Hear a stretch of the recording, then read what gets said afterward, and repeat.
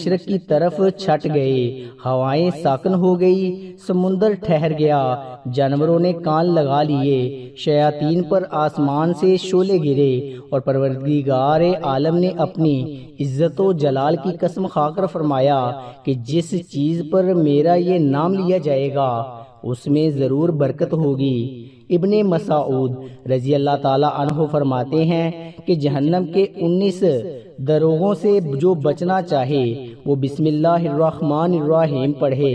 اس کے بھی 19 حروف ہیں، ہر حرف ہر فرشتے سے بچاؤ بن جائے گا۔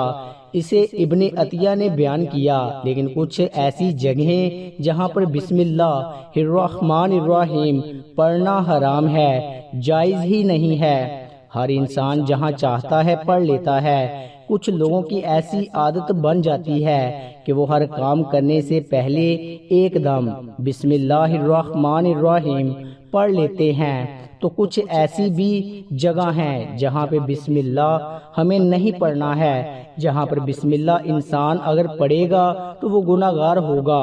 بسم اللہ کا پڑھنا ایسی جگہوں پر، ایسے مقامات پر جائز ہی نہیں ہے۔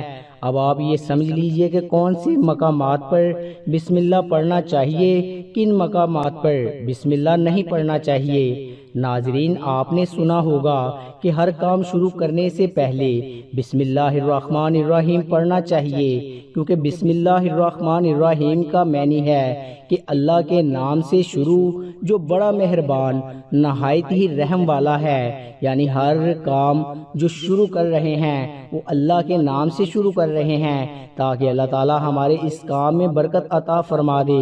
اور بسم اللہ پڑھنے کے فائدے بھی بہت زیادہ ہوتے ہیں۔ اگر کوئی انسان کسی کام کو پڑھ کے کرتا ہے تو اللہ تبارک و تعالی اس کام میں برکت عطا فرماتا ہے، اور یہ سنت بھی ہے۔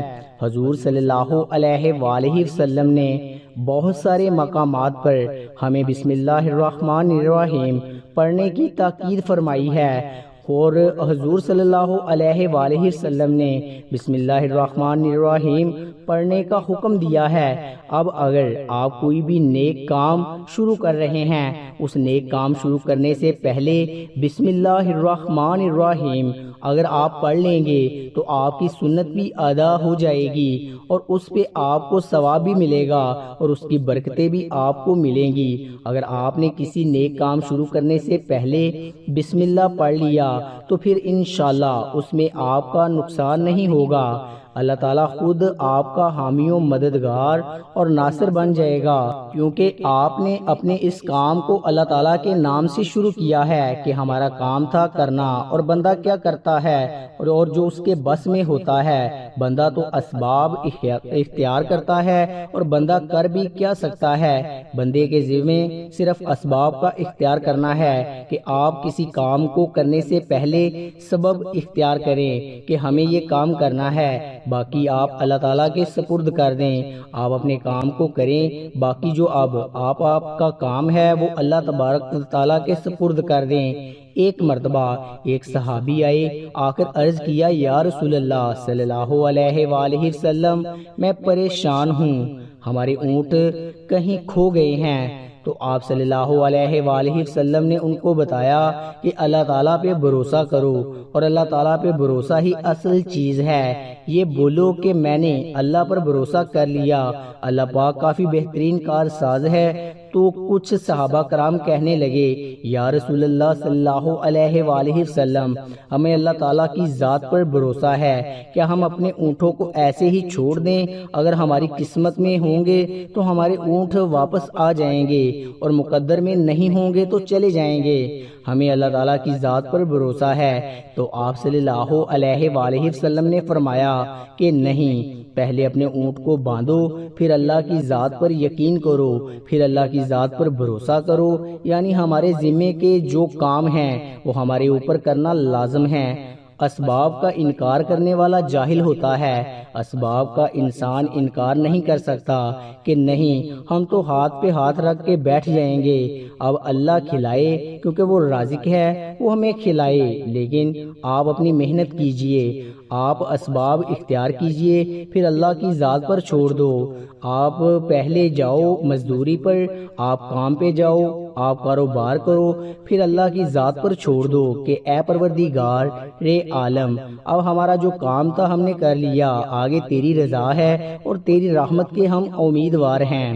صرف ہمارے کمانے سے رزق تھوڑی ملتا ہے، آپ نے کمایا بس کما کے لے آئے۔ اس کے علاوہ آپ غور کیجئے کہ دانے کو زمین سے نکالا کس نے، اس کے بعد پھر آپ اس کو گیہوں کی شکل میں، پھر وہ آٹے کی شکل میں بنا، پھر وہ روٹی بنتی ہے۔ ہم سمجھ رہے ہیں کہ یہ ہماری محنت سے ہو رہا ہے، ہم نے روٹی بنائی، روٹی بنا کے وہ گوشت یا سالن یا سبزی ہمارے سامنے آئی، اس کے بعد ہم نے جیسے اس کو بسم اللہ الرحمن الرحیم پڑھ کر کھایا تو ہمارے حلق پر ایک فرشتہ بیٹھا ہوا ہے، وہ فرشتہ اب اللہ سے اجازت مانگ رہا ہے۔ حلق میں ہماری دو نالیاں ہوتی ہیں، ایک نالی ہوتی ہے جو سانس ہوتی ہے، ایک نالی وہ ہوتی ہے جسے رزق اندر جاتا ہے، کھانا اندر جاتا ہے۔ تو یہ دو نالی بالکل برابر ہوتی ہے اور دونوں کا ایک ہی چھید ہوتا ہے، لیکن پھر وہ اندر جا کر الگ ہو جاتی ہیں۔ اب آپ یہ سوچ کر دیکھیں کہ فرشتہ یہاں بیٹھ کر اللہ تعالیٰ سے پوچھتا ہے ہمارے ہر لقمے پہ کہ مولا اس لقمے کو زندگی کا سبب بناؤں یا موت کا باعث بنا دوں۔ اب اللہ تعالیٰ کی اگر مرضی ہوتی ہے تو وہ لقمہ زندگی کا سبب بن جاتا ہے، اور اگر اللہ تعالیٰ کی مرضی نہیں ہوتی تو وہ لقمہ موت بھی بن جاتا ہے۔ یعنی ہر لقمہ بجائے خوراک والی نالی میں جانے کے اگر وہ سانس کی نالی میں چلا جائے تو پھر انسان ختم ہو جائے گا۔ تو آپ دیکھیں ہم نے اتنے سارے کام کیے، لیکن فرشتہ یہاں پر بیٹھا ہوا ہے کہ اس نوالے کو، اس لقمے کو کہاں لے جانا ہے۔ تو یہ آپ نے اسباب اختیار کیے، یعنی اس کو اسباب اختیار کرنے کہتا ہے۔ اللہ تبارک و تعالیٰ پر چھوڑ دیا تو نیک کام ہم شروع کر رہے ہیں، کھانا کھا رہے ہیں تو ہمیں بسم اللہ پڑھنے کی تاکید کی گئی ہے، لیکن بہت سارے لوگ ایسے ہوتے ہیں کچھ حرام کام کرتے ہوئے، جیسے مثال کے طور پر اگر کوئی انسان جوا کھیل رہا ہے تو اس میں بسم اللہ پڑھنا حرام ہے کہ اللہ کے نام سے شروع۔ اللہ نے کب کہا تھا کہ آپ جوا کھیلو؟ جا کر اللہ نے کب کہا تھا کہ آپ شراب بیچو؟ جا کر اللہ نے کب کہا تھا کہ آپ جھوٹ فریب مکر کرو؟ جا کر اللہ نے تو کہا ہی نہیں۔ ایک شخص نے بڑی عالی شان منزل بنوائی اور اس پر لکھا ھذا من فضل ربی، اور شیطان نیچے بیٹھا رو رہا ہے۔ تو لوگوں نے پوچھا تو کیوں رو رہا ہے؟ تو اس نے کہا دیکھو میں نے اسے جھوٹ بلوایا، فراڈ کروایا، ہم نے اس کی بلڈنگ فراڈ کر کے بنوا دی، اور یہ لکھ رہا ہے ھذا من فضل ربی، یہ میرے رب کا فضل ہے۔ اللہ نے کہاں کہا تھا کہ جھوٹ بول کے کمانا؟ اللہ نے کہا تھا کہ ڈھونگ کرنا؟ اللہ نے کہا تھا کہ فراڈ کرنا؟ تو مقصد صرف یہ ہے کہ شیطان تو ہر طرح سے انسان کو بہکاتا ہے، تو اس لیے حرام کاموں سے پہلے ہمیں بسم اللہ ہرگز نہیں پڑھنا ہے۔ ہمیں ہر نیک کام کرنے سے پہلے بسم اللہ الرحمن الرحیم پڑھنا چاہیے۔ ہمیں احتیاط رکھنا چاہیے کہ جب ہم باتھ روم کے اندر داخل ہو چکے ہوں، نہانے سے قبل بسم اللہ نہ پڑھیں، باتھ روم میں جانے سے پہلے بسم اللہ الرحمن الرحیم پڑھیں، اور باتھ روم کے نکلنے کے بعد جب کپڑے پہنے تو پھر بسم اللہ الرحمن الرحیم پڑھیں۔ اور کوئی انسان کاروبار کرتا ہے، اب اس نے جھوٹ بولا اور پھر اس کے بعد پیسے لیتے وقت بسم اللہ الرحمن الرحیم پڑھا، تو ایسی جگہوں پر جہاں پر حرام کام کوئی بندہ کرتا ہے تو وہاں بسم اللہ الرحمن الرحیم نہیں پڑھنا چاہیے، کیونکہ اللہ تبارک و تعالیٰ نے آپ کو دنیا میں چھوٹ دے رکھی ہے کہ جیسا کرو گے ویسا بھرو گے۔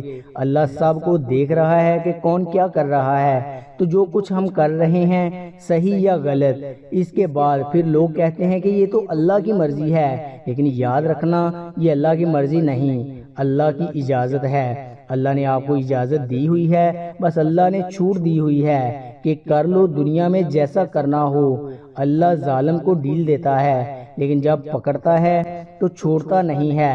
اللہ کی پکڑ بڑی سخت ہے، تو دنیا میں اللہ دیکھ رہا ہے، یہ مرضی نہیں ہے کہ اللہ کی آپ گناہ کرو، لیکن اللہ نے بس اجازت دی ہوئی ہے کہ آپ کر لو، دیکھیں کتنا کرو گے، ایک دن آؤ گے میرے پاس، جب آؤ گے تب ہم فیصلہ کریں گے۔ مالک یوم دین، انصاف کے دن کا حاکم تو اللہ کی ربوبیت سمجھیں، اور ہمیں یہ سمجھنا چاہیے کہ کون سے کام ہمیں کب کرنا چاہیے، کب نہیں کرنا چاہیے۔ جو سنت رسول صلی اللہ علیہ وآلہ وسلم پر ہم عمل کریں گے تو اللہ تعالی ہمیں کامیاب کر دے گا، دنیا میں بھی اور آخرت میں بھی انشاءاللہ تعالی۔ اللہ پاک ہمیں بہتر عمل کرنے کی توفیق عطا فرمائے اور ہمارا خاتمہ ایمان پر فرمائے، آمین۔